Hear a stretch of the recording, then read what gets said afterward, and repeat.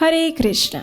एकादशी यानी शरीर, मन और आत्मा के शुद्धिकरण का दिन, उपवास के माध्यम से भगवान श्री हरि के समीप वास करने का दिन। ऐसा दिन जो आपके जीवन को अनेकों सौभाग्यों से परिपूर्ण कर सकता है। और इस एकादशी के विषय में गर्ग संहिता में एक सुंदर संवाद आता है, जिसमें एक दिन वृंदावन में सभी गोपियां श्रीमती राधा रानी से पूछती हैं, वृषभानुसुते दिव्ये हे राधे कंजलोचने श्रीकृष्णस्य प्रसादार्थ वद किंचित् व्रतं शुभं तव वश्यो नन्दसूनुर्देवैरपि सुदुर्गमः त्वं जगन्मोहिनी राधे सर्वशास्त्रार्थपारगः। अर्थात, हे दिव्य स्वरूपे, कमल लोचने, वृषभानु नंदिनी, हे श्री राधे, जो देवताओं के लिए भी अत्यंत दुर्लभ हैं, वे श्री नंद नंदन तुम्हारे वश में रहते हैं। हे राधिके, तुम विश्व मोहिनी हो और संपूर्ण शास्त्रों के अर्थ ज्ञान में भी पारंगत हो, इसलिए आप हमें श्री कृष्ण की प्रसन्नता के लिए कोई शुभ व्रत बताएं।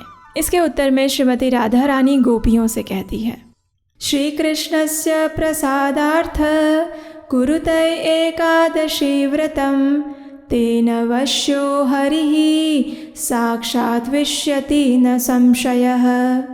इसका अर्थ है, श्री कृष्ण की प्रसन्नता के लिए आप सभी एकादशी व्रत का अनुष्ठान करो, उससे साक्षात श्री कृष्ण तुम्हारे वश में हो जाएंगे, इसमें कोई संशय नहीं है। तो चलिए, इस योगिनी एकादशी के उपलक्ष्य में आज हम एक पौराणिक कथा का श्रवण करते हैं। और ये कथा है भगवान की प्रिय वृंदे देवी तुलसी महारानी के विषय में। हम सब जानते हैं कि तुलसी देवी भगवान श्री कृष्ण की परम प्रिय भक्त हैं। एक समय क्या हुआ कि भगवान हरि की उपस्थिति में देवी सरस्वती और तुलसी देवी के बीच में कुछ अनबन हो गई। इससे तुलसी देवी नाराज हो गई। उन्हें अत्यंत अपमान का अनुभव हुआ और वे उसी क्षण उस स्थान को छोड़कर चली गई। अब ये देखकर भगवान हरि भी चिंतित हो गए। उन्होंने सरस्वती देवी को समझाया और अब बारी थी तुलसी देवी को मनाने की। इसके लिए वे सीधे गए तुलसी वन वृंदावन में। वहाँ उन्होंने पवित्र नदी यमुना में स्नान किया और फिर पूरे मन से तुलसी की पूजा आराधना करने लगे।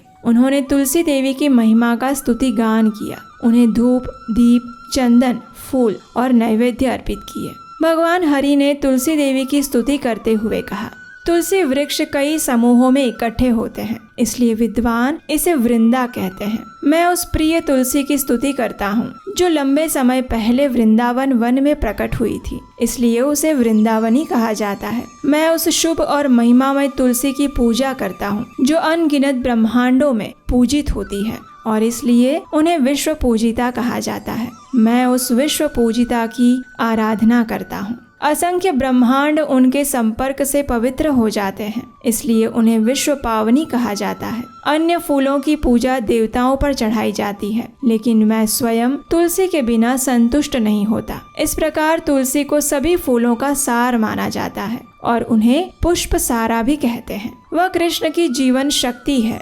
इसलिए उन्हें कृष्ण जीवनी कहा जाता है। इस प्रकार भगवान हरि ने तुलसी महारानी को अनेक प्रार्थनाएं अर्पित की और ये स्तुति गान सुनते ही तुलसी देवी प्रसन्न हो गई। वे भगवान के समक्ष प्रकट हुई। उन्होंने भगवान श्री हरि के चरणों में शीश नमाया, उन्हें प्रार्थना अर्पित की और उनकी शरण ग्रहण की। तब भगवान विष्णु ने तुलसी देवी को आशीर्वाद दिया, हे तुलसी, तुम पूरे विश्व में पूजित होगी। हे प्रिय, मैं तुम्हें अपने सिर और हृदय में धारण करूंगा और सभी देवता तुम्हें अपने सिर पर धारण करेंगे। भगवान हरि ने तुलसी को आश्वासन दिया कि वे सभी के द्वारा पूजित, सम्मानित और आदरणीय होगी। जब भगवान श्री हरि तुलसी देवी को लेकर वापस आए तो देवी सरस्वती भी वहीं पर थी। उन्होंने तुलसी जी को गले से लगाया और अपने पास बिठाया। देवी लक्ष्मी और गंगा जी ने भी मुस्कुराते हुए तुलसी देवी का स्वागत किया, उन्हें आलिंगन किया और अपने घर ले गई।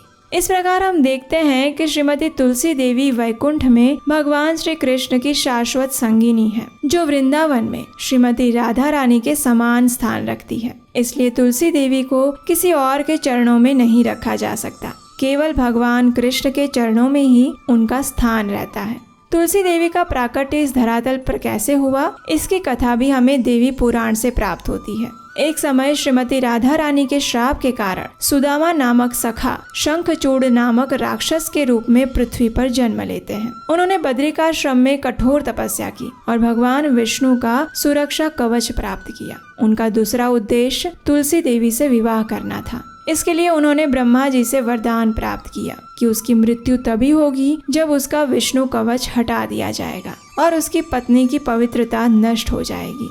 तत्पश्चात देवी तुलसी और शंखचूड़ जंगल में मिले और ब्रह्मा जी की उपस्थिति में उन्होंने विवाह कर लिया। शंखचूड़ का वैभव, गौरव और शक्ति इतना था कि देवताओं को ईर्ष्या करने पर मजबूर कर देता था। उसके अहंकार के कारण सभी देवतागण अत्यंत चिंतित रहने लगे। अपनी इस दुखमय स्थिति में सभी देवताओं ने ब्रह्मा जी की शरण ली और तब ब्रह्मा जी के सुझाव पर सभी देवता भगवान शिव के साथ मिलकर महाविष्णु के पास समाधान के लिए गए।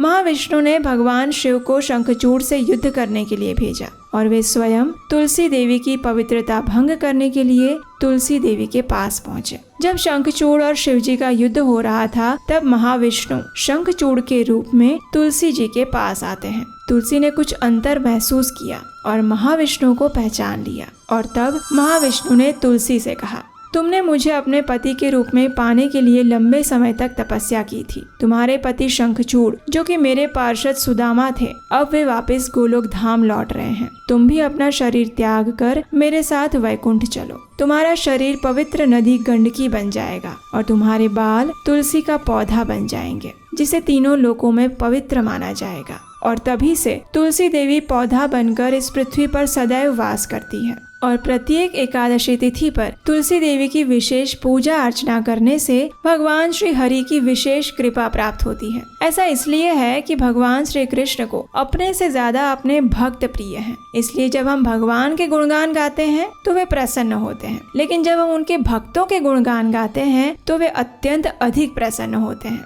और इसलिए एकादशी के दिन तुलसी देवी जो कि भगवान श्री कृष्ण की शुद्ध भक्त हैं, उनकी पूजा आराधना करने का महत्व है। हमारे आचार्य कहते हैं कि जब कोई भी जीव गोलोक वृंदावन में प्रवेश करता है तो उस समय वृंदावन की अधिष्ठात्री वृंदे देवी तुलसी महारानी ही उस जीव को भगवान के पास लेकर जाती है। उनकी कृपा के बिना कोई भी भक्त भगवान श्री कृष्ण और राधा रानी की सेवा में संलग्न नहीं हो सकता। इसलिए प्रत्येक मनुष्य को जो भगवत भक्ति में प्रगति करना चाहता है उसे तुलसी देवी की भी विशेष पूजा अर्चना करनी चाहिए। इस एकादशी का पालन करते समय हमें कुछ बातों का ध्यान भी रखना चाहिए, जैसे कि इस एकादशी का नियम पूर्वक पालन करने वाले व्यक्ति को प्रातः ब्रह्म मुहूर्त में उठना चाहिए, स्नान इत्यादि से स्वच्छ होकर भगवान की मंगला आरती करनी चाहिए अथवा उसका दर्शन करना चाहिए। तत्पश्चात तुलसी देवी को जल अर्पण करके उनकी कम से कम 4 बार प्रदक्षिणा करनी चाहिए। उनके समक्ष बैठकर हरे कृष्ण महामंत्र का जप करना चाहिए। संपूर्ण दिन में उपवास का पालन करना चाहिए। इसका अर्थ है कि किसी भी प्रकार के अन्न जैसे कि गेहूं, चावल, दाल इत्यादि का सेवन नहीं करना चाहिए।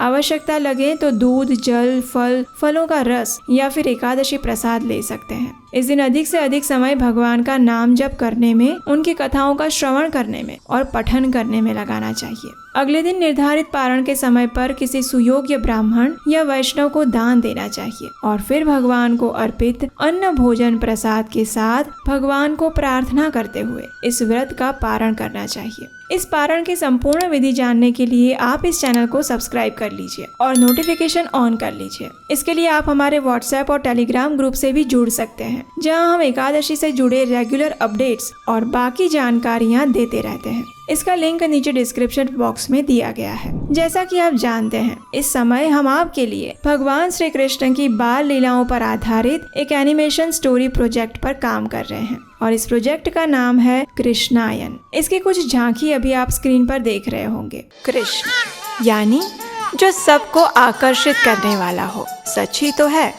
ऐसा कौन जीव होगा जिसे कृष्ण से आकर्षण ना हो? तभी तो उसे प्रेम करने वालों के साथ साथ उससे दुश्मनी निभाने वालों की भी कहाँ कमी थी। ये प्रोजेक्ट बड़ों के लिए तो है ही, लेकिन विशेषकर आपके बच्चों के लिए है और ये बिल्कुल प्रमाणभूत श्रीमद् भागवतम पुराण से यथारूप में ली गई कथाएं हैं। ये प्रोजेक्ट बड़ा है और इसमें धन और समय ज्यादा लग रहा है। ये आधा पूर्ण हो चुका है, लेकिन इसे पूरा करने के लिए और जल्द से जल्द आप तक पहुंचाने के लिए हमें आपके सहयोग की आवश्यकता है। अगर इस योगिनी एकादशी के उपलक्ष्य में आप वैदिक ज्ञान और भगवान की प्रमाणभूत लीलाओं का प्रचार करने वाले इस कृष्णायन प्रोजेक्ट के लिए कुछ सहायता कर सकते हैं तो स्क्रीन पर नंबर दिया गया है, उस पर आप अपनी क्षमता अनुसार आर्थिक योगदान भेज सकते हैं। तो चलिए इस योगिनी एकादशी का संपूर्ण श्रद्धा और निष्ठा पूर्वक पालन करते हैं और अपनी चेतना को योगेश्वर श्री कृष्णमय बनाते हैं और अपने आध्यात्मिक परम गंतव्य की ओर एक कदम आगे बढ़ाते हैं। हरे कृष्ण।